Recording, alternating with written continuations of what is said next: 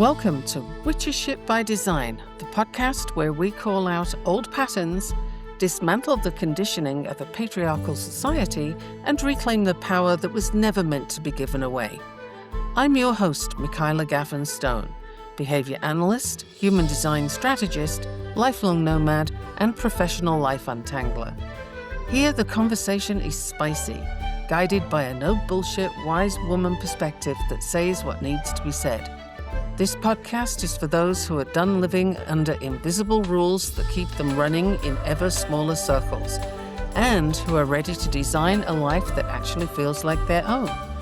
Through solo episodes and conversations with guests who are magical by practice, magical by nature, or a powerful blend of both, we explore the many pathways to personal sovereignty.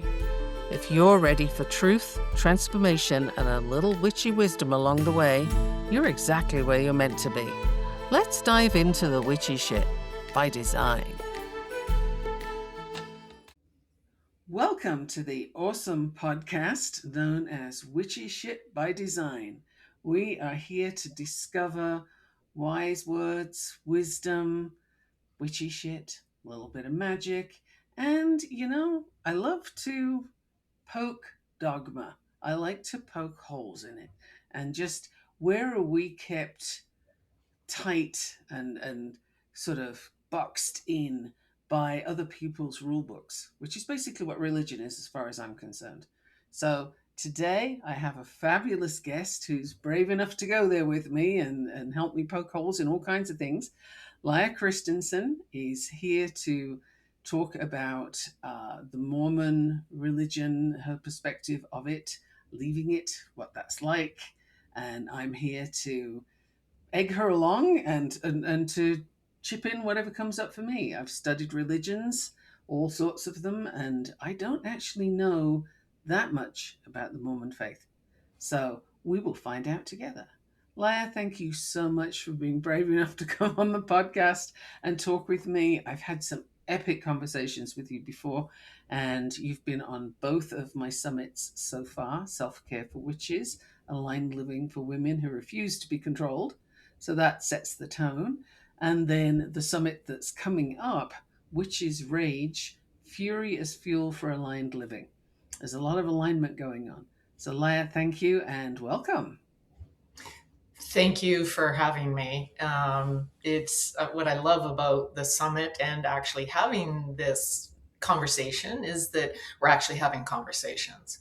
We're not going into what is how we're supposed to present ourselves when you take a look at that. So let's get into the nitty gritty of what's actually going on, not what we are told or how we perceive what's going on. I think that's the biggest thing. And I look forward to this. Yeah. Well, thank you. My stance on religion. So let's start with that and see where we evolve to. I view religions, having looked at a whole bunch of them, from Baha'i and Islam to Christianity in various forms, even a small sect called Christadelphians. I don't know if you've heard of them, but there's not a lot of them, and they do think they're the only ones going to heaven, which is fascinating, and I can totally go there. But I've looked at a whole range of religions, and it seems to me that what they have in common is somebody arbitrarily decides on a rule book, and everybody else has to live by it. And someone is in charge of deciphering those rules, of applying them, of enforcing them. And that's something I want to put, an underline on, because there's some enforcement going on here. And a whole heap of othering if you happen to step away from that particular rule book. So I'm interested in what you've got for a rule book for Mormonism, because I know there's a whole lot of lifestyle stuff that is dictated from day one, probably from before then. Start where you will. Okay, yeah, there is a lot. The commandments. I'm going to re-say that as far as when I was in the religion, and it's interesting how I'm going to kind of segue here. Religion still is the influences of it is still part of my life. And it's something I have to be aware of.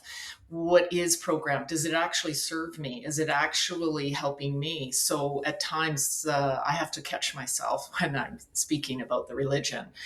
Us Mormons. I'm not a Mormon, but it can really quickly come up. So a lot of the guidelines is there are, there's the word of what they call the word of wisdom. That comes down to no drinking alcohol or coffee, those kind of things.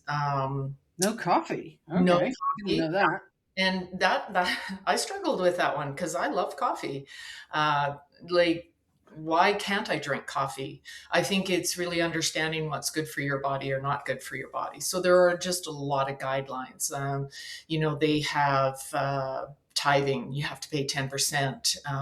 And at the end of the year, you do reconciling. You go in and you talk to the stake president or the bishop or wherever, whatever ward you're in, to see that you've lived by the commandments through the year. Have you paid a full tithe and all of that? And at a very young age, like those kind of things, they never sat well with me, even though I grew up. I was born and was raised in it. So it wasn't like I went to it later, but I find Mm. this stuff, I couldn't understand.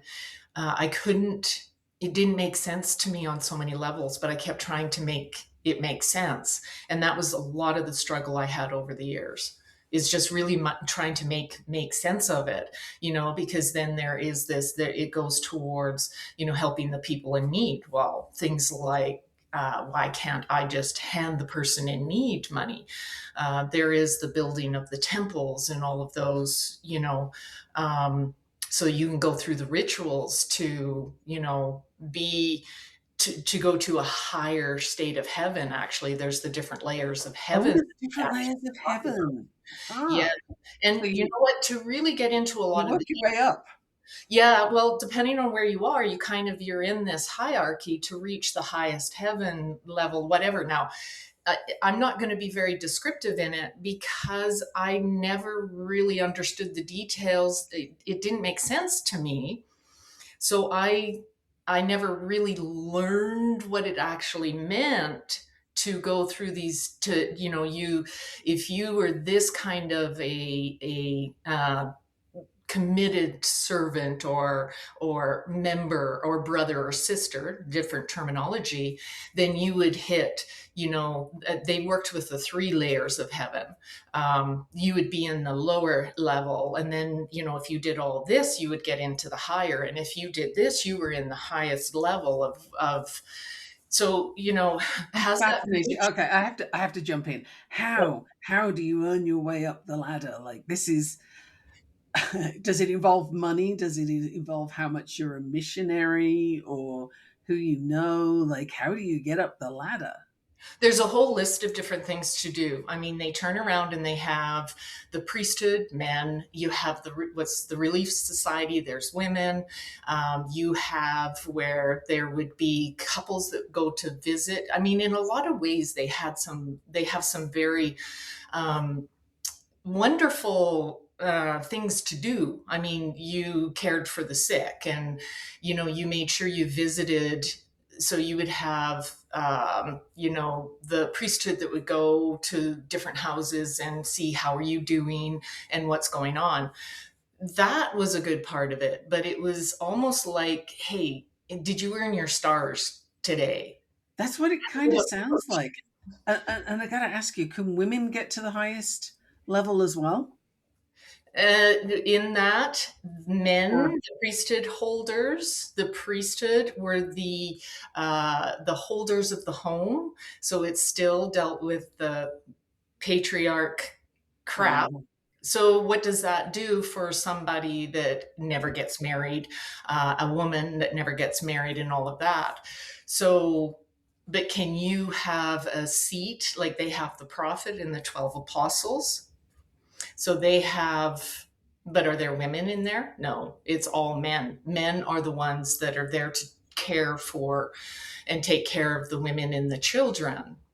uh-huh. I had a feeling you were going to say women weren't at the top of the tree somehow. Um, I So many religions do that. In fact, I'm hard put to think of one that doesn't. And God, that's annoying. It's just so interesting, though, how this structure is handed down. The men will take care of you. I mean, statistically speaking, if you have a look in the wider world, men are most likely to be the cause of your untimely demise. They're certainly most likely to be the cause of your pain during your lifetime. So this wonderful idea that they're going to be some benevolent being that sees to your welfare is yeah, that has been disproven so many times that it's kind of sad that that's the case. But how much of your day would you say, when you're in that faith, when you're part of that group, how much of your day is spent doing things that essentially belong to the group, that is prescribed for you?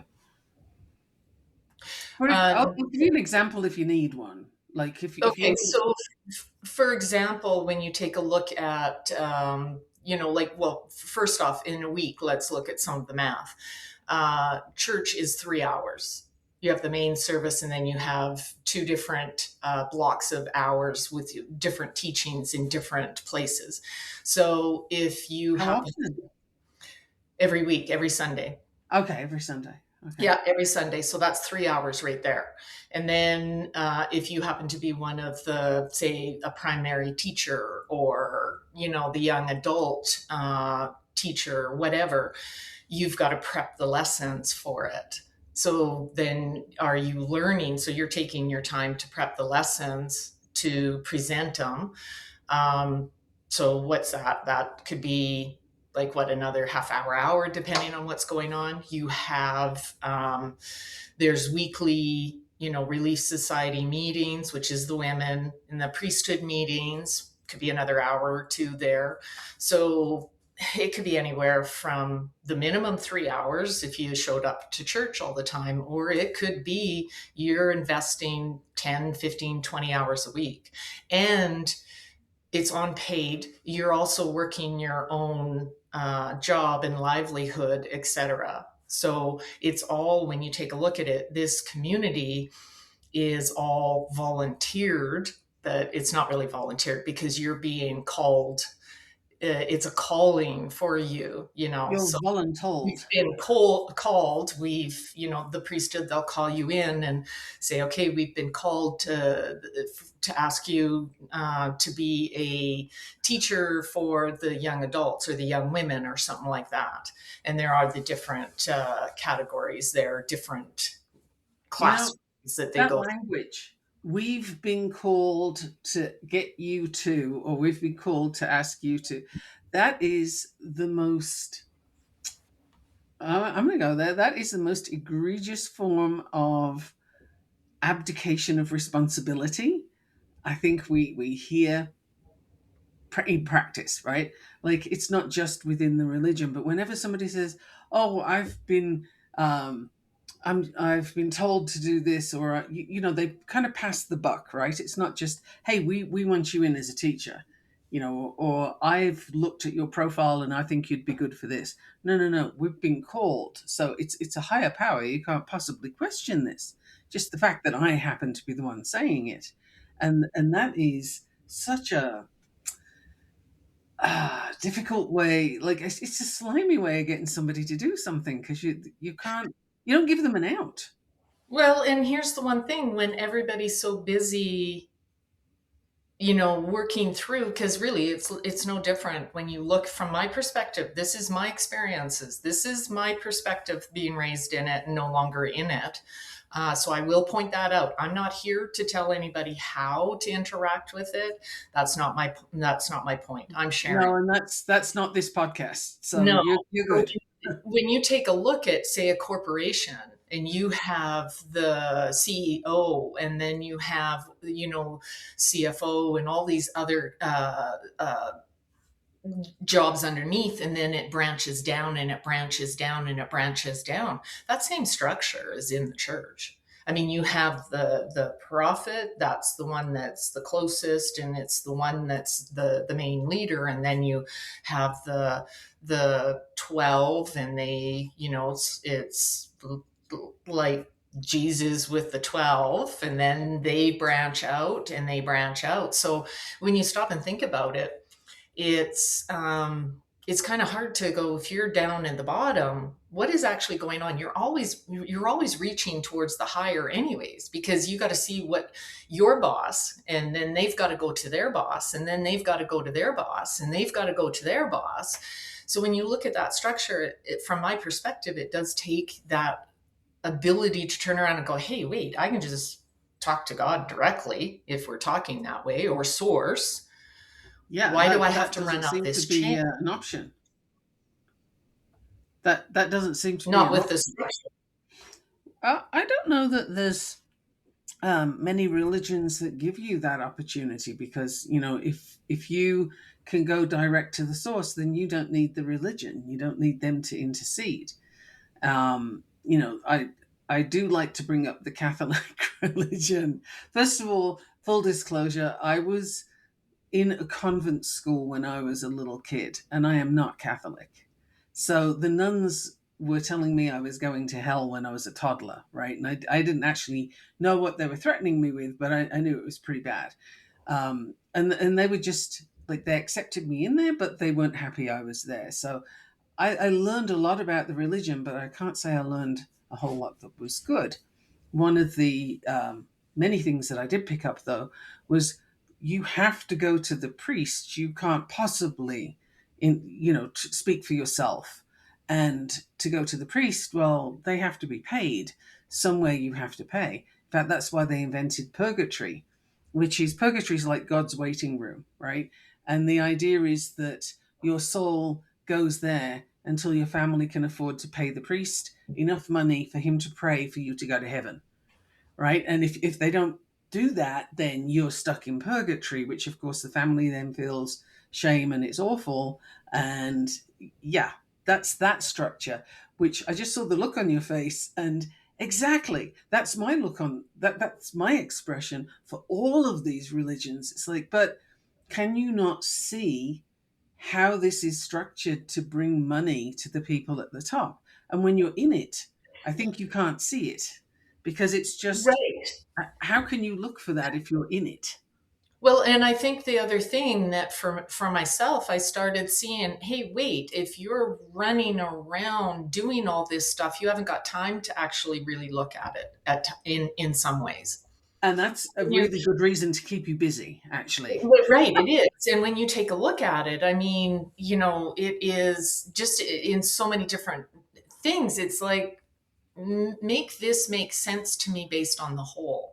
And I know it at a very young age, and I spent years trying to make it make sense and trying to fit in it, until I finally hit a point. And that point for me was when my memory surfaced of my abuse, and trying to go back to the system to have them go through that, and sitting across from somebody that should have my well-being in mind, say, oh, boys will be boys. And that's where it all really started to fall apart, is like, no, no, that's like truly within me, that was never acceptable. I could never accept that. It's like, take it to God. Go pray to God about this, but go be angry at God, all those things. And it's like, yeah, but God didn't do any of this. And where is the accountability? And I was Exactly. starting to really see the scriptures were pulled out. They contradict, if you looked at the scriptures, really looked at them, they contradict each other all the time. And They if you do. look at what's going on, those scriptures are pulled, according to what's happening. You can go, hold on, whoa, whoa, wait. You just pulled this scripture and you used it because it does work for your benefit. But what about over here? Because over here, that don't work for me.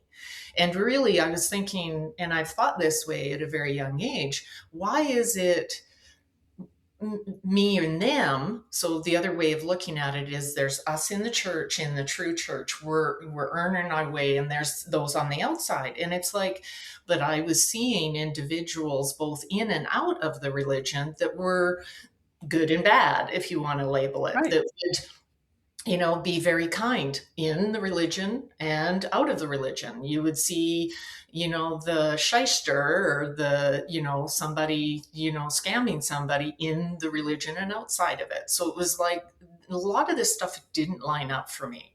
It was like you cherry pick what you need to get what you want out of this at this point, which is, let's remove religion. That's a human characteristic. Oh, 100%. Actually, I have a Buddhist thing to bring in at this point. Like I said, I lived in Asia for 10 years, so I studied Buddhism with the monks, and it was very, very cool. Like, I had an awesome time doing that, and I learned some valuable lessons. One of the things that I picked up is many, many stories of the Buddha on his journey and his teachings. And one of the things that's pertinent to this is he was traveling village to village and giving his teachings, and a few people followed him from place to place. And this one person said to him, "Hey, hang on a minute. You told that village this set of information, and now you are telling this village something completely different. And what is that? Why are you telling people different things?" Now, the Buddha's response, or reputed response, is what I find interesting. He said, "Because the people in that village needed to hear that truth, and these people in this village need to hear it this way. So I'm giving each person what they need." And that, I see it. I see the point, and it kind of explains some of the contradictions in the Bible, because you've got, I studied religion at A level in the UK, and I got booted out of class for asking too many questions. And the teacher actually said, "Stop being so stupid and asking questions." She got so mad at me. But I wanted to know about the contradictions. Like, why have you got this here and then a direct opposite 3 pages later? How do you do that? Like, how does that make sense? And the story from the Buddha is the first time I've had it make any kind of sense whatsoever. And what that says is, we will give you the truth that you either need or we want you to hear. And it depends then on, is it coming from a place of, "You're at this level, so I'll help you there," or is it coming from a place of, "Okay, I need to manipulate you back into compliance. Here we go." And it's the same tool, different hands. Absolutely. I would totally agree. And I think that's where looking beyond it as well, to turn around and, we have to have, I know for myself, is now I pay attention to the energy underneath with the person. I have to be very discerning, and not take it at face value. Because that's one of the things I think in a lot of ways you're taught. It's reinforced that you take it at face value. It's just trust. What am I trusting? But just have, Right. well, but what am I supposed to have faith in? And it was just too much contradiction. Now, when you take a look at it, it's just like you said, some people need to hear certain things at certain times. I did too. We all do. I We take a all look. need to hear specific things so that we can get to the next place. The question is, are you being given the tools you need to sort of, for growth, to improve, or are you being given manipulation to keep you exactly where they want you to be? And this, to me, is the difference between, like, witchcraft, for example, and working with, whether you're pagan or however you view your witchcraft, your relationship with nature. There's no rule book for that thing. And if somebody tells you there is, then they're trying to put another religion together, because there's no rule book for this. And you cannot be manipulated into behaving a certain way. Your code is yours. If you want to dabble in, black magic and put some shit out there, the law of natural consequences says it. You play with that, and you will work with that. You will get the consequences of that. So it's your choice, really. Nobody has to tell you, or what, nobody really has the authority to tell you what you can and can't do. But when you're in a religion, somebody is holding the power. They have got the book, they have got the scriptures or whatever, and they will beat you with them until you agree, or until you toe the line. And it's manipulation versus a real freedom of you get to decide and you get to carry the responsibility for your decision, which I think is correct, right? You should. Right. And I think that really is the play off of, it's almost like they're in, again, my perspective of you have free will within this box. Right. Free will within this box. Now, it was interesting because I was listening to Robert Grant, and he's, very well known, and I love listening to his stuff. And at one point I found out he was a Mormon at one point. He left in this podcast. I found it was really interesting because he said he'd even served a mission, and he had said at 30 he left the religion, and he said in the you will know with how people treat you whether you were in a cult or not. And when he said that, I went, absolutely, I understood. Because you are, as long as you're in there, you are held, you are, you have Yeah. this community working around you. And I had all these friends, and I actually literally believed that these individuals would be there for me while I was going through one of my darkest nights of my soul. When you wake up and at 40 and find out that your brother had abused you, your life is totally shattered. And the structure wasn't supporting me. When you have, oh well, boys will be boys, that was the response from one of them. Like, it just takes you down. So leaving, when I left, where are those individuals that were so-called friends when Right. I was in it? Like, we're here for you, like we interact. But as soon as I had stepped out, they no longer showed up. Yeah.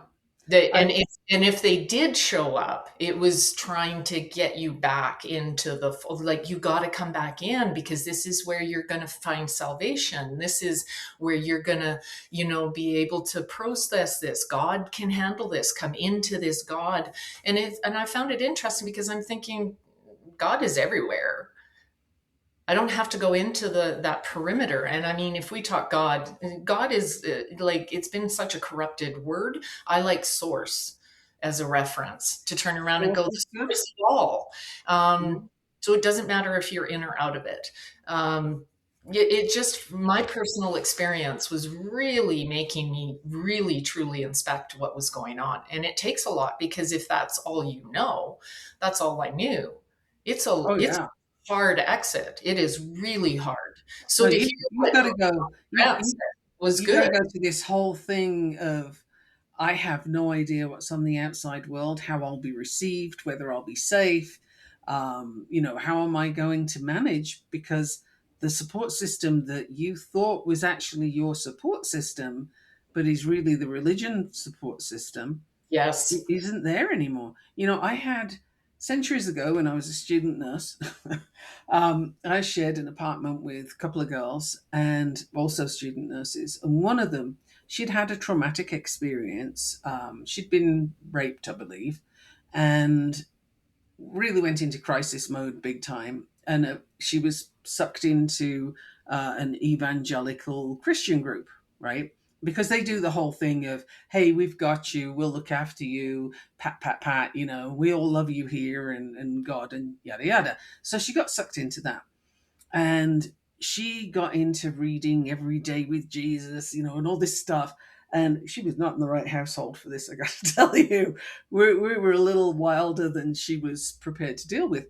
But what she ended up doing was she married a guy from the church, and she ended up with 5 daughters. And I would look at her and, like, I was so afraid for her that one day she would wake up and say, you know what, this religion piece is bullshit. And then her entire life has been constructed around that particular church group.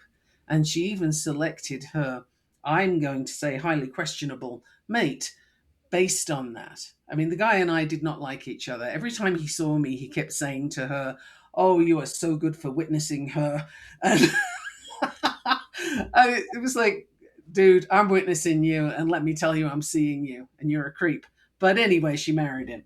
And to me, it was like, oh, you have gone so far from yourself at that point that you cease to be, because you've become whatever that religion is that you enter into. Now, that's one that you enter into. If you're born into it, well, you're kind of already there. It's a bit stuck, right? Because how do you turn away from everything you know?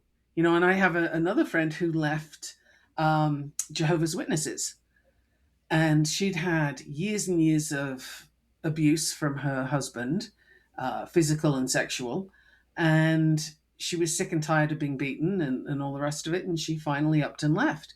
She couldn't even see her kids after that. She couldn't see any of her family. Like, they shunned. This is a thing with them. They shun.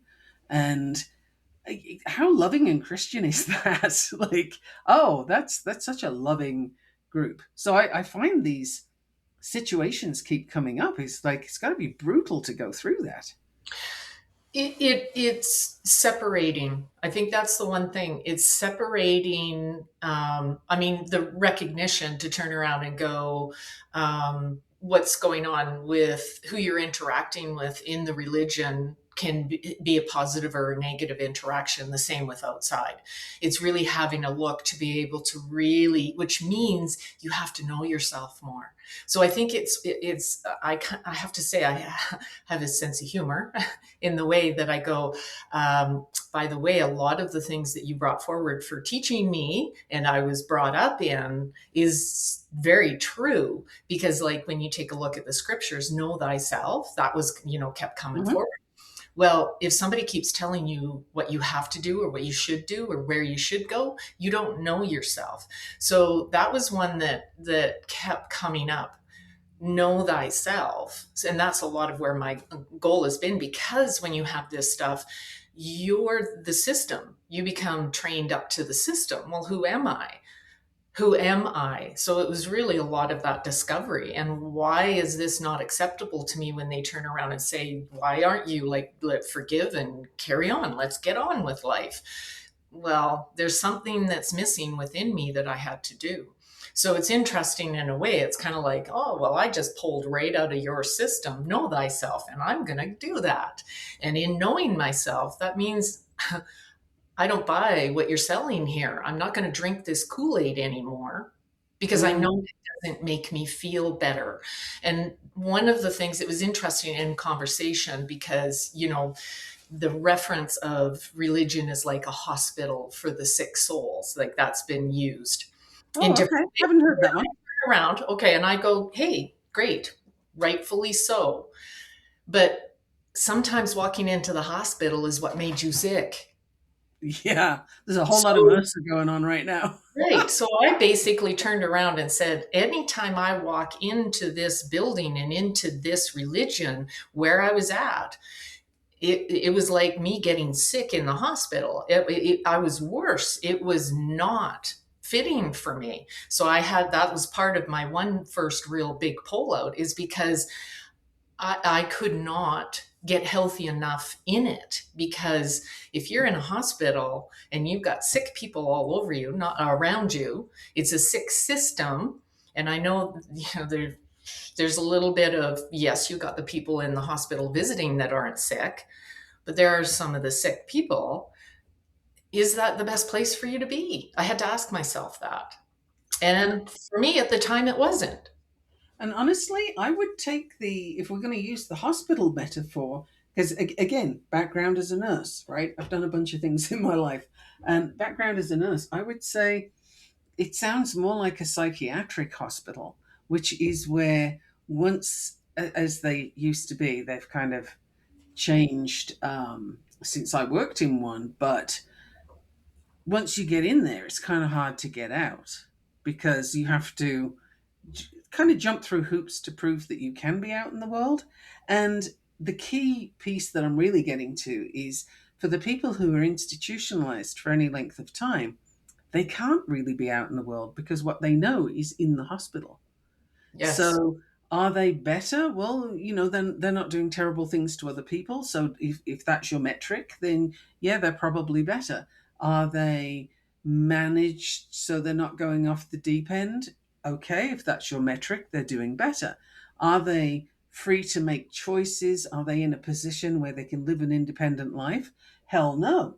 If that's your metric, then they're institutionalized and no, they're not better. So that's kind of the image that I get is it's a little more stuck than go to a hospital to get well. It's more you go to the hospital and maybe you stay there.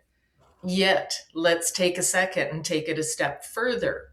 Yeah, let's do it. A hospital isn't designed for you to go in and stay there if it's functioning the way it should.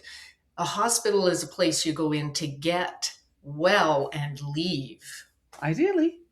So, isn't that what religion should be doing? Is teaching you how to be able to be on your own? Isn't Well, it? Isn't that like, I mean, that's the question, no, the system itself isn't, but isn't that because that's kind of, you know, that's the way I viewed it. Like, isn't this something you want to teach me how to be able to have my sovereignty, to be able to have my free will? You're preaching free will, but yet there's all under these conditions. limitations that does not say free will, because free will means everything is open for you. Everything is available to you. And it totally is, so long as you stick within their parameters, which is, the loop that you get stuck in, right?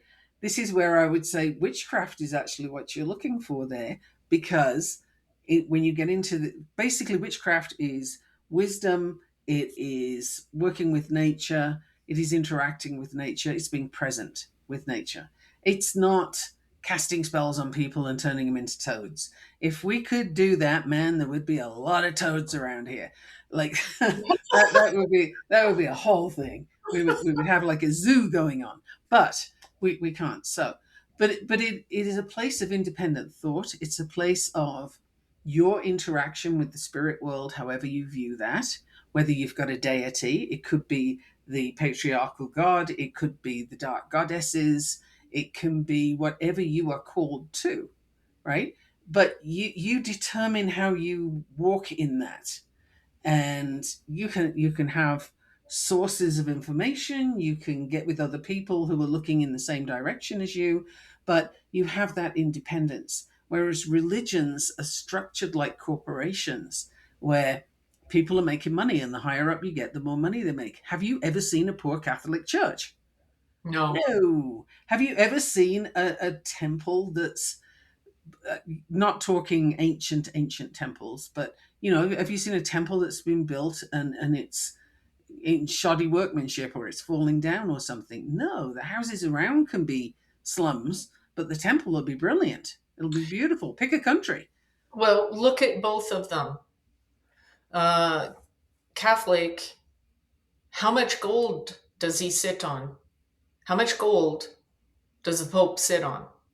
I don't actually know, but you can't give me a number that would shock me. Well, when you look at that, here it is, which I find really, again, this is a whole different topic. It can go in so many ways, but when you have them, pay the tithing so we can pay the poor. And I'm thinking, okay, both Mormon and Catholic Church are probably in the trillions. I don't like Yeah, gotta be. billions for sure, as far as what they have, as far as materials, buildings, land, assets, systems, billions.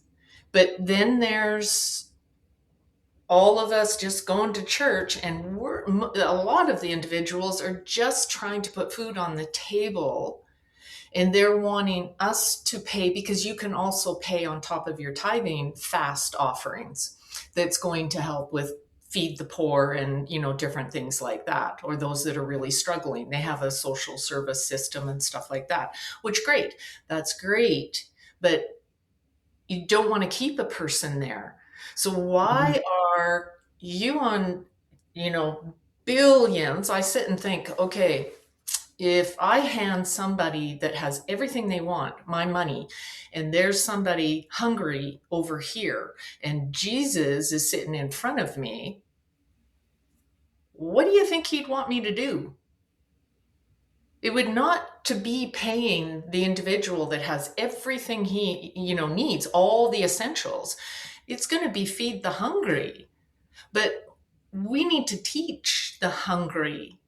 how to be self-sustaining. So why not take that money and put it into self-sustaining them to so the money doesn't go up. I mean, so they're not sitting like, why are these churches sitting on that kind of money? Hmm. And they could be making sure that everybody had enough food, everybody had a home, even if it was just a simple little building to live in, all of that. Those are the kind of things that made no sense to me. None. They're building these, buildings of grandeur, that yes, the workmanship is beautiful, but that doesn't feed a person. Well, it's a bit like looking at the pyramids in Egypt and thinking of the people who built them. Right now, they didn't have a choice to build them, but it's just as jarring, if you will, to think, look at this incredible structure built by slaves for one person to be buried Actually, in.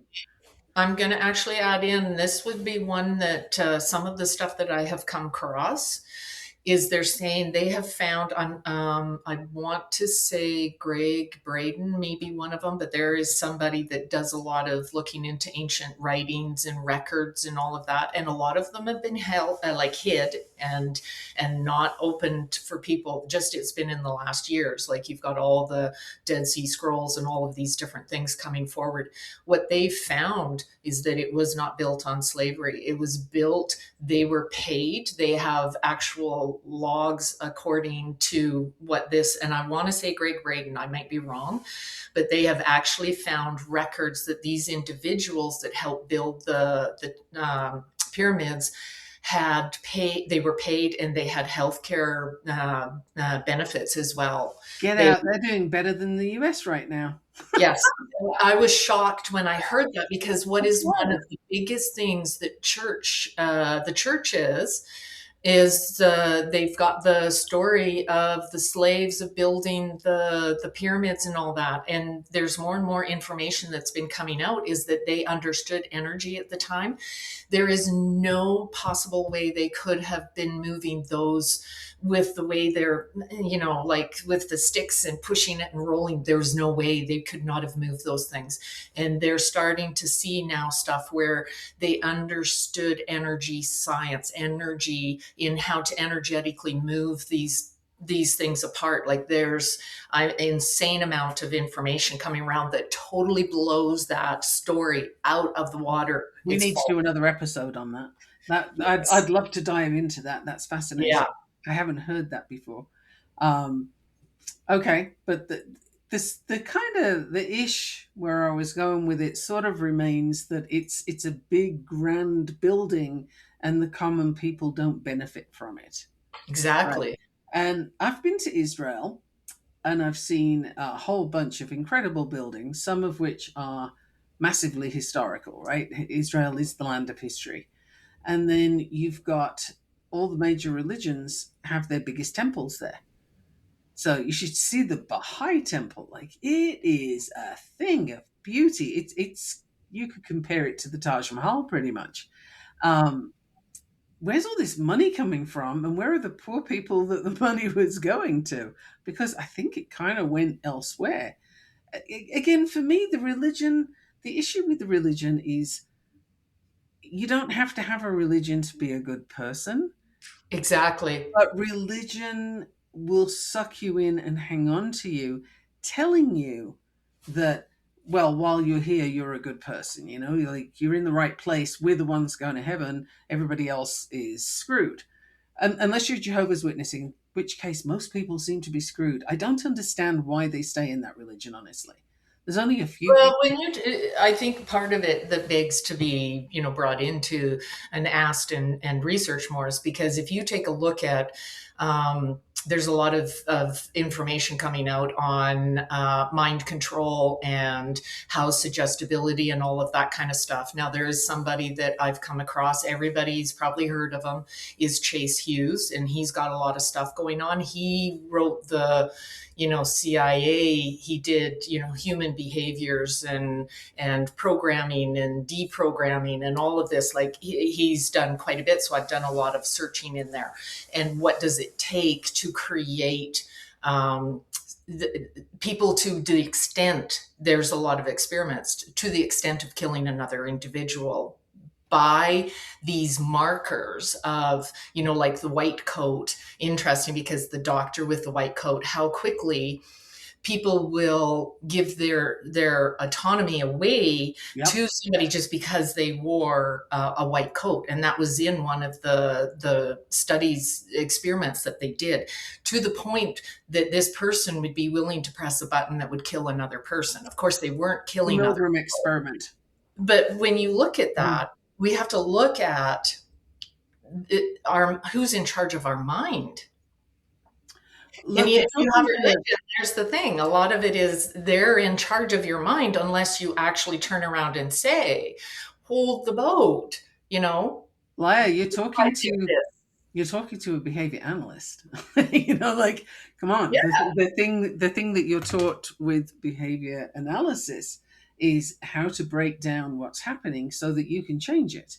Now, the idea again, just like I mentioned with the Buddha's truth telling, right? You can use it for good to help that person move from where they are to where they want to be, or you can use it for ill to manipulate them to where you want them to be for your benefit. And I would actually say behavior analysis works the same kind of way, in that you Yes. can break down the behavior, you know what they're trying to get to, you see why the behavior is happening, what keeps it going, and you can figure out how to stop it from continuing. This is the whole reinforcement and punishment. Punishment, for the listener, does not mean you did a bad thing to somebody. What it means is whatever followed the behavior decreases the likelihood of it happening again. So if you were walking down the street looking at your phone and you walk into a telephone pole, then you're going to break your phone, hurt your head, and you will learn from that. The punishment of that is the natural consequence. Ouch and busted phone. So next time you go out, you are likely to not repeat that behavior. Your phone might be in your pocket, or you're going to look up more often, but you're going to do your level best not to have those same consequences. That's how punishment works. Sometimes it can be taking something away, sometimes it can be putting something there. But I just wanted to clarify that. So it doesn't automatically mean bad thing happened to you. But you can alter a person's behavior pathways based on how you manipulate those variables and what you do with them. So I totally get, is it mind control? Not exactly, but you can certainly, it's Now, behavior control. influences, I would say, because that's It going to broaden, influences, yeah. because Yeah. neural pathways and trauma effects and all of those, did you get, as you were aging, like as you were growing, did you get all those systems, like your brain waves, did they develop? Because we have all these parts of ourselves that are developing when we're young. Oh, And yeah. if something happens to interrupt it, and that was one of the things that was kind of a whoa that I learned years ago, is that you can have some of your, we go through the sequencing of beta, theta, all of those different levels in the brain waves. But sometimes some people, they don't develop one level of those, and then you're not functioning through flow. You don't have that natural flow of moving up and down that when you go to sleep and you wake up. We've got all sorts of different influences going on, but one of them Absolutely. is what's in your mind. Like if you've been told the ABCs wrong and you don't know the right ABCs, you think the wrong ABCs are right. Of course. Yeah. Good. And I just want to complete the thought with the behavior analysis, which is that it doesn't mean the whole thing is manipulation and it's bad. It just means, just like with the Buddha's truth, it kind of depends on how it's being used as to how beneficial it is. But you can alter how somebody is behaving. The way I use it is I like to give people the tools and show them how to do it for themselves. I am Yes. not going to have the responsibility of changing your pathways. You can do that. I'll show you how to do it. And that's how I work with it. But, caveat emptor, it depends on who you come across, right, as to how they use it. So you have to be aware of that. But manipulation is everywhere. Turn on your TV and you've got the biggest manipulation going. Social media, holy smokes. And religion is kind of battling for supremacy over it all, if you will. And we now live in a place where, the far right are using religion as a tool to infiltrate politics. Well, no, actually, that's not true, because they were already there to more overtly, more openly influence politics. They were always there. They're not supposed to be there, but they were there. Right. And I think, really you bring up something that's really, one of the things that I always bring back to say anything and everything. Religion itself can be weaponized, Mm, or it can be used for constructive gains. So it's happening in and out of it. Both of those are happening in and out of it. So when you're in religion, you're going to have people that are using it as a form of weaponry. Sometimes what happens is I think some people don't know the damage they're doing because they were just passed, that was passed on to them. yes. So they keep doing it. And it's not that their intention is to do anything wrong or to be damaging.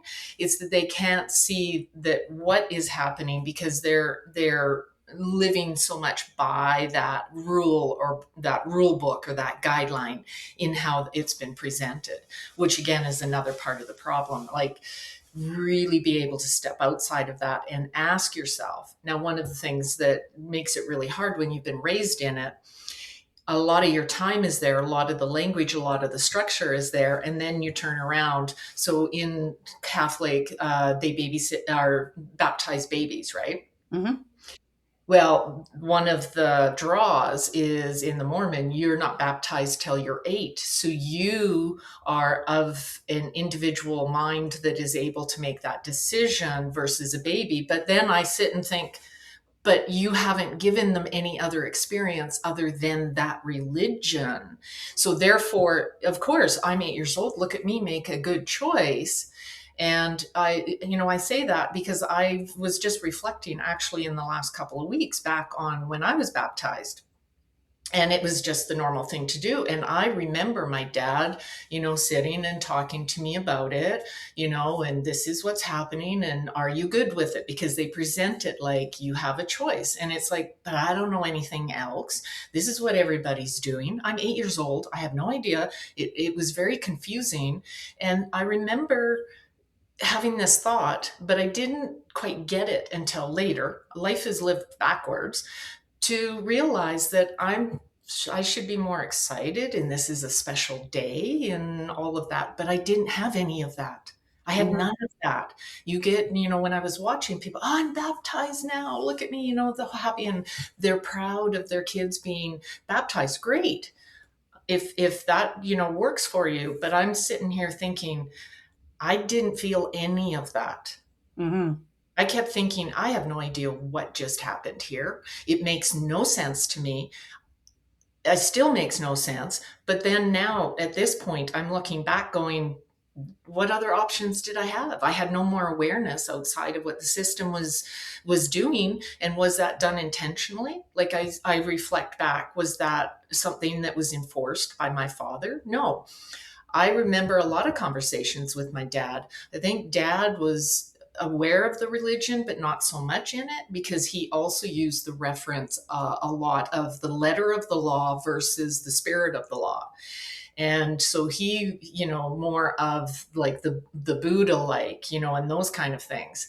I think he had more of an awareness outside of the religion than just so much in the religion, which I'm very thankful for, because there is that, you're supposed to go to church every Sunday. If you don't, that's not good. And he'd be, we're not going to church today. We're going out for dinner because, our lunch, those are the kind of things back then. You don't go work on Sunday. You don't go places. You don't spend money on, like, you go to church.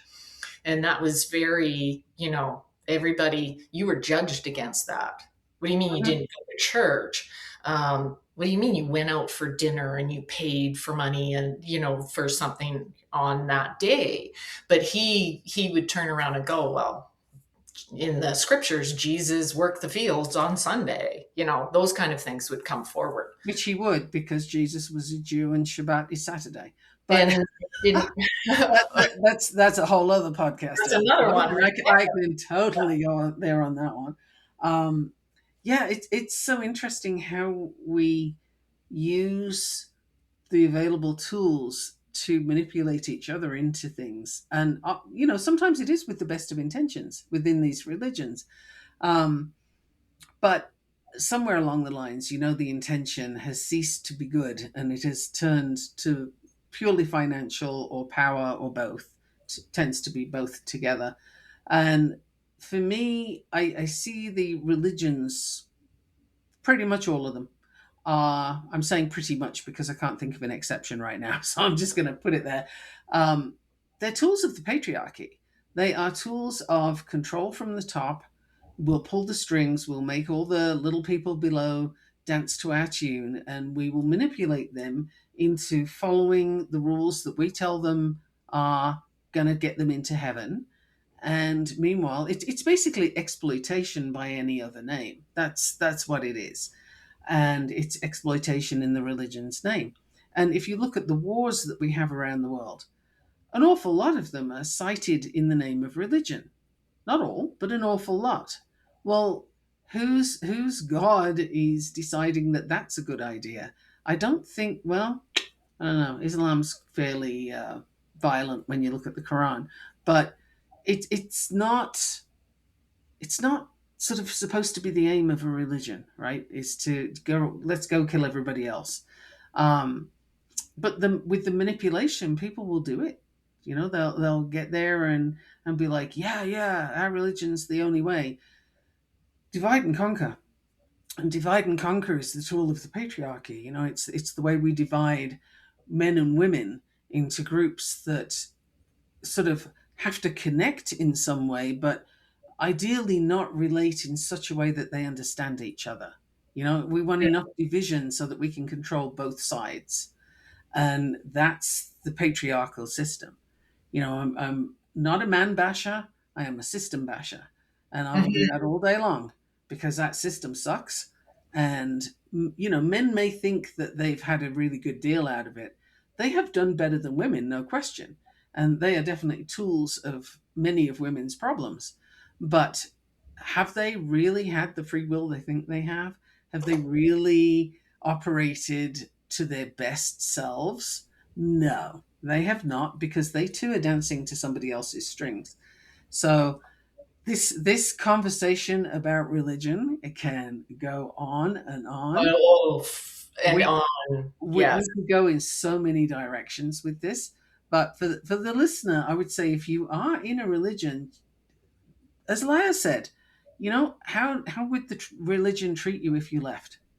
And what do you have as a legacy from that religion if you decide to leave? And what I'm thinking of specifically here is with Catholicism, for example, a lot of older adults who have they refer to it as lapsed Catholic, right? Isn't that an interesting term?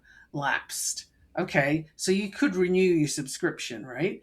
And typically as that person gets older and they start thinking of their own mortality, fears come up. The fears that the church put in you of, oh man, if I don't go and confess everything, I'm heading straight to the fire and brimstone. Like I got a problem here. And people will go back to the religion. They'll go back to the priests and they'll be confessing like 50 years of whatever. And they will make amends as much as they can to the church, thinking that, well, just in case they're right, there's enough fear there that they'll go back to that. Yes. And I've heard it said that Catholics never truly leave the church because they're too afraid to. And sure, I can get pushback on that one. I'm just repeating what I've heard said often. Like I said, I've experienced the church, but I was never of it. So yeah, I speak from what I know, but I appreciate it's controversial. Right. And so one of the things when I want to add on to that part about how you're treated in the religion, in and out of it. How you're treated. The other thing was huge for me is how I was treating myself was the bigger problem.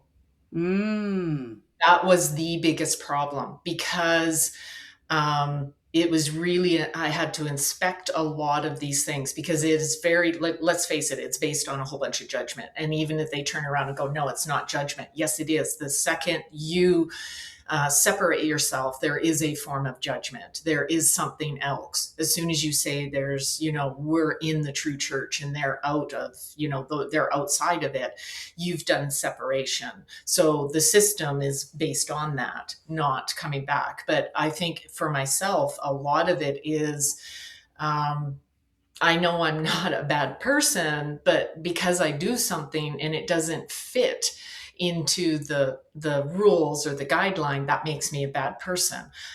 Coffee, for example. I mean, it's coffee, and some people it's a health benefit, and some people it's not. Some people it causes problems. Some people they get the benefit from it. You can see science, yay, nay, good, bad. Um, what does that? If I have a cup of coffee, that makes me a bad person? um, those kind of questions. And that's pretty simple, but you hold that I'm a bad person for drinking coffee. It took me a long time to turn around and go through the process of letting go of that tangled belief that was coming from those rules that were handed that I grew up with. Oh, you're bad if you. So you have to get rid of the message of, so when I drink a cup of coffee, I have a cup of coffee. I'm not a bad person. So I drink a cup of coffee, I set it down. What have I done to harm another person? Nobody. Does it harm me? No, I don't see that it has health benefits. If it does affect me, then guess what? I'm going to stop drinking coffee. So when I looked at it, I think a huge amount of it was in the treatment I had towards myself that was the biggest problem of what this structure had done. Well, again, I'm going to draw a parallel to the patriarchy on this one because that's what we do within that system as well. Women will keep themselves and sometimes each other, which is a whole topic on its own, but Yeah. we will keep ourselves limited and smaller. And, we will follow the rules that we've been told, the roles that we've been given. We will often slip into those and perpetuate them, but we'll keep ourselves small so somebody else doesn't have to. Oh, let me not rock the boat. Oh, I'd better not say that. Oh, no, that's fine. The higher voice that signals a sort of subservience in a way, like it's a childlike voice, yes? And women often do this. When we're talking, somebody says, "Oh, I hope I didn't upset you." "Oh, no, no, no, I'm fine. I'm fine." Your Mhm. voice goes up a notch, and the hands come up like the defensive gesture I just did. "No, no, I'm fine. I'm fine." Um, it's literally like, don't look at me, I'm just little here, I'm not a threat. And we do that to ourselves. So when you start to see it and you realize, wait a minute, that just doesn't work, that's not right, you still catch yourself doing it. Yes. And because it's in your blood, pretty much, you've been so infiltrated by this system that it's hard to root it all out. And so it's amazing where it shows up. I'm not at all surprised at your story of drinking coffee and having this like, uh-oh, am I a bad person? That sword of Damocles starts swinging, and you're like, uh-oh, am I in trouble because I did this thing? Yes. When you first start to speak out against a religion, against the system of the religion, right? Hmm. There's that feeling of, oh, well, shit, now I've got the fire and brimstone coming, I'm in trouble now. Or other people will be triggered by that and they'll be coming forward with a whole, oh, you can't say that, you're going to hell. Well, hey, newsflash, anybody listening to the podcast, I've been told that so many times. I already know I have a first class ticket. It's fine. If the number of born again Christians that tell me that they are going to heaven and I'm going to hell, I have a riddle for you here because nobody's ever been able to answer this for me. So if the super religious people of any religion, it doesn't matter, pick one. Super religious people, if they're the ones that are going to heaven, right, and I'm going to hell, well, my version of hell, what I would find to be hell, would be getting to a place and finding them there. So does that mean I'm going to heaven, in fact, or are they going to hell? Because we're going to see each other, right? And that's how do you figure that one out? And I love winding people up with that. I'll give you my version of that as I was Okay, going through. My version was because of the way the system was with my brother, and he's repented and everything is good. It's like, okay, when I was in my deep, deep, deep rage there, and deep shame and deep like anger and everything, that when my memories surfaced, I hit a point the one day I went, well, if he goes to heaven, send me to hell, because I don't want to hang out with that. If that's what we're measuring here, so it's the right, same thing. We're all going to the same place. I mean, that's what right. I believe now. But then I kind of shifted into another one. It's like almost part of me almost begged to be taken to hell, because I'm going to tell you, down there, or wherever hell happens to be, I'm going to be the hell that you want out of hell, because I'm so full of, anger and rage. It's like, go Uh-huh. ahead, because you're going to want to kick me out by the time I'm done with you. Like that. I hit that point. It was like, bring it on, because I am like so done. And the I'm thing is, so finished. it's only for Christians anyway, because heaven and hell is very much their construct. So Right. I would use it when talking to somebody who's terribly religious and they're telling me how wrong I am, how bad I am, and all the rest of it. But it's like I have a very serious concern, because if they're right and I'm wrong, and I don't believe in their setup. But if they're right and I'm wrong, then I'm going to see them there, and I'm not happy about that. Like I have Well, a problem with that. And it's hilarious to see the reaction, because you okay, fault my logic if you can, and I haven't yet had somebody say, oh no, it doesn't work that way, because I mean, I am telling you very, very directly that I will see you in hell, and and I don't want to, and it's not because I want to be in heaven. I just don't want to see you. And oh my god, I've been saying that for years, and I've yet to have somebody tell me, "Oh no, it doesn't work that way because." Well, So, and interesting with some, where I've ended up. It's going to be, we're all going to the same place, but we're going to be in a different version. So I'm not actually meeting this individual there. This individual stays here. I'm going to see a different version of them in that place. And when oh, you take okay. a look, because that does even say that with the religion, why it can keep running strong is it's based on fear of death and misunderstanding of what death is. And really, believe me, after the death of my daughter, I tell you, that's a whole big topic. You've to look at death on all many, all the levels. It's funny how we live life like we're trying to not die. We're fearful to turn around, because she passed away at 32. That's not that. What? That's blows your construct apart. That's not the way it's supposed to happen. You're supposed to go before your child. So to really dive into death and to go through the different layers of how you relate to death and the different levels of fear or directions of fear to death, to turn around to say, you know what? I'm good with death. I got like, if I die right now, great. If I die 50 years from now, we're all going to die. That's a fact, period. It's, have we lived? Have Mm. we lived when we're alive? Or we're so fearful that we're still sitting in death in a different degree? That was huge for me. And that when you have that, you face that, anything that keeps you from living is not going to be acceptable. Oh, I so love what you just said. So religion is not acceptable to me because it's not living. It's still an imprisonment of hell, or sorry, fear of death, Hmm. if you step outside of the parameters of what it is. But the thing is, whether you're in it or you're out of it, everybody's going to die. And isn't it How do you want to remarkable? live, and how do you want to die even? Like when my death day comes, it's going to be okay, carry on. And isn't it remarkable how people will accept when they're really steeped in a religion, And the religion preaches this. They will accept a low level of living, a low standard of living, because it's going to be better when you die. And Bingo. if you examine that shit on a piece of paper, like if you write that out and look at it and hand it to a 5-year old that's able to read and ask them, does this make sense to you?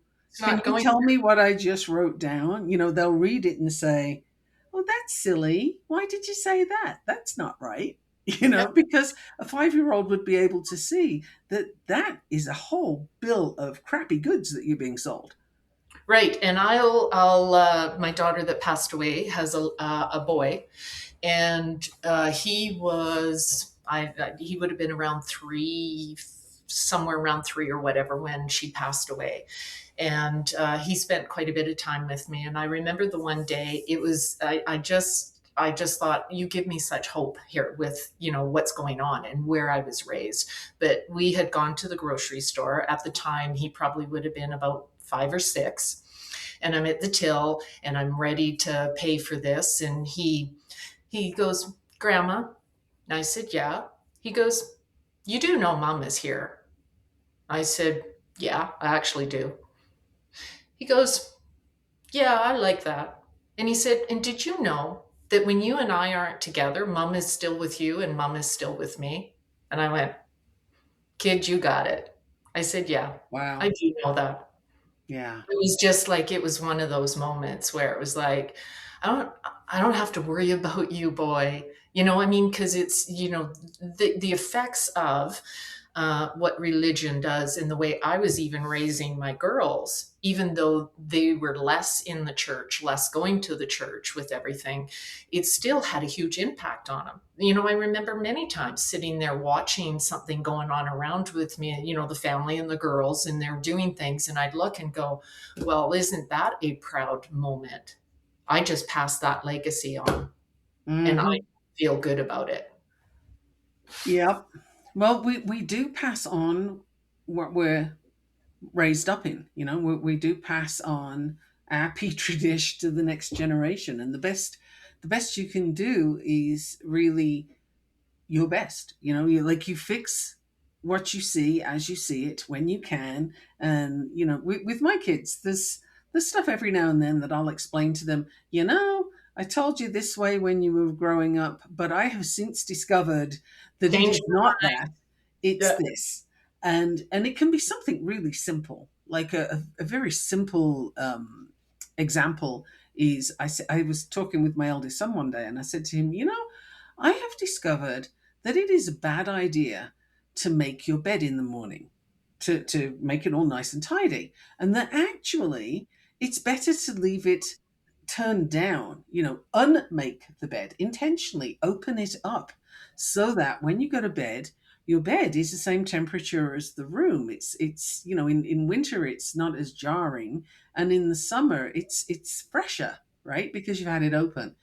And he looked at me and he said, but you always taught me I had to make my bed. And I said, absolutely, I did, because that was the best knowledge I had at the time. I've Yes. discovered that although it's messy, who the hell is looking at your bedroom that needs to see it tidy, right?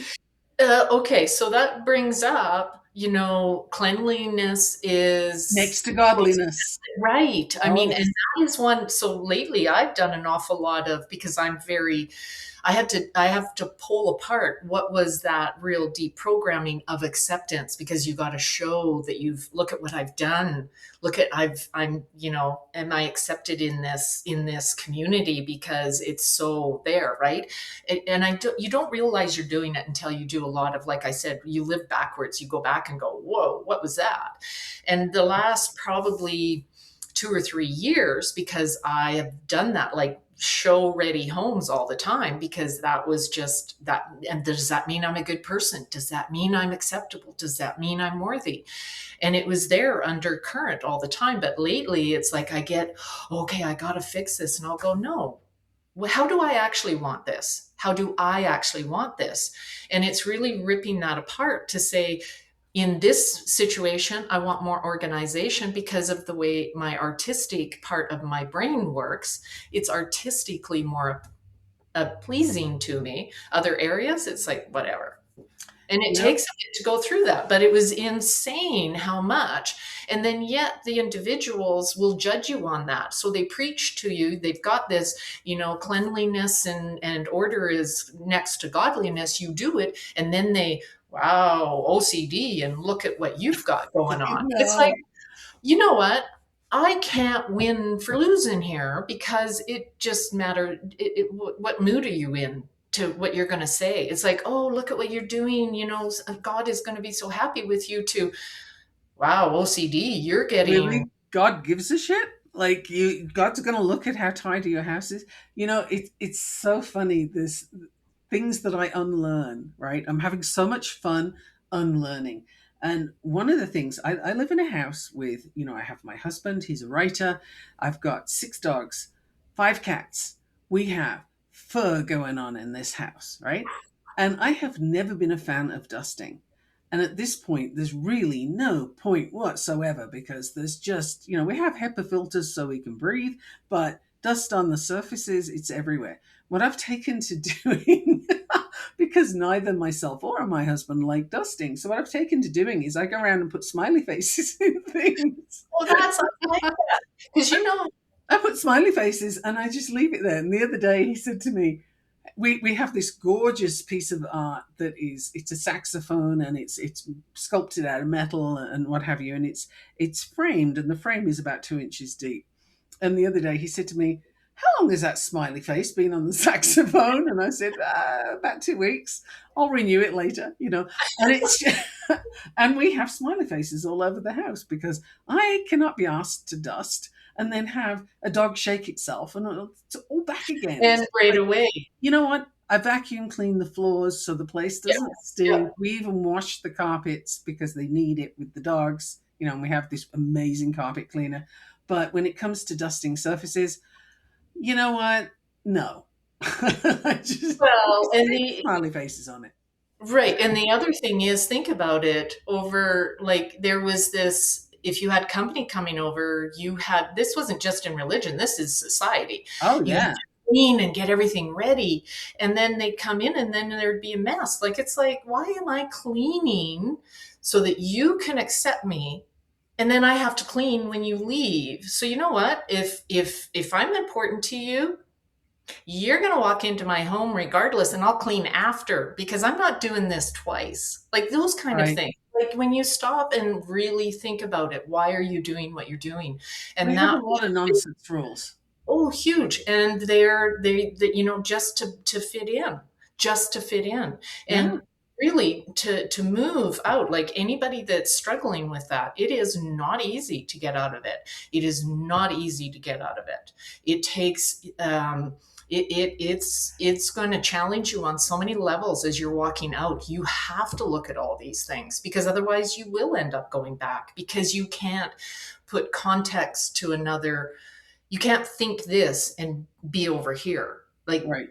you got to kind of pull your beliefs apart and Well, just look at them. Is it serving me? Does it make sense? I would be dusting this entire house, and there are 3 floors of this house. I would be dusting it every day just to keep the level down. yeah. And there's no point. It doesn't matter. But it's where are we running all these rules about how a place has to look? And to me, if I walk into somebody's home and it's spick and span and everything's in place, I want to leave as soon as possible because nobody lives there. That is not a lived in place. You come to our place, you are going to see a lived in place. People, animals, we live here. There is a thing going on. And but that was something I had to unlearn as well, is how to be in that space and not feel badly about it, not worry if somebody's going to judge me. Like, I don't care, man. If you don't want to be in the house the way it is, then that's cool. Don't come. Go do your own cleaning. But we have so much unlearning to do in Very order to live our lives the way we would like to live them. And that, I think, is the single biggest thing that people need to take away, at least from my part in this conversation, is you have a lot of unlearning to do. And nothing is easy until you've learned how to do it. That's Mhm. I like to make the distinction between simple and easy. Things can be simple but not easy if you don't know how to do them or you haven't experienced it yet. And think things can be easy and complex, but you know how to do it, right? If you talk to a computer programmer, they can come out with all kinds of stuff that I have no idea what you just said. But for Yes. them, it's easy because they've learned it. So don't beat yourself up because it's hard. It just Right. means you haven't done it yet. That's all, right? And this is your opportunity. If you're looking at it, try it. Where are you doing something in your house that you hate doing it? It's one of those, oh man, it's Saturday and I have to do this. Do you though? Will the world still revolve if you don't? Will I think your asking. house still be whole if you don't do that thing on Saturday? Maybe skip a week. Right. And I think part, this is one of the things that I, for myself or say to myself quite a bit is, um, if I died right here, right now, who would really care about anything I had on my list? Right. Who would care? So that differentiates what do I care to do because that's what I care about for me, regardless. But when you have, oh heaven forbid, if I die and my house is a shamble, then somebody can judge me against, I wasn't having enough cleanliness, to be next to God. You know what I mean? Different things Oh like my God. that. It is when you just say, if I died right now, would I be I'm good just with the thinking. choices? I'm just thinking of something my mum used to say, which was, "Make sure you've got clean underwear on in case you're in an accident." And Oh, if you're in an accident, you probably crapped your pants anyway, so it doesn't matter. well, I was going to say, as a nurse, and I've worked in accident emergency, I can honestly say nobody has ever checked to see if the underwear is clean. Right? Oh my God. The unlearning, man, the unlearning. Yeah. Anyway, I'm going to have to draw this episode to a close. I could keep going for like 2 hours easily, but we're at an hour and 20 minutes already. So thank you so Yeah. much for your time. And if the listener's still with us, then I hope you've enjoyed the conversation. Lya and I would love to hear your comments, to know what you think about it. Send it to a friend if you think they would benefit from hearing any of the parts we've said.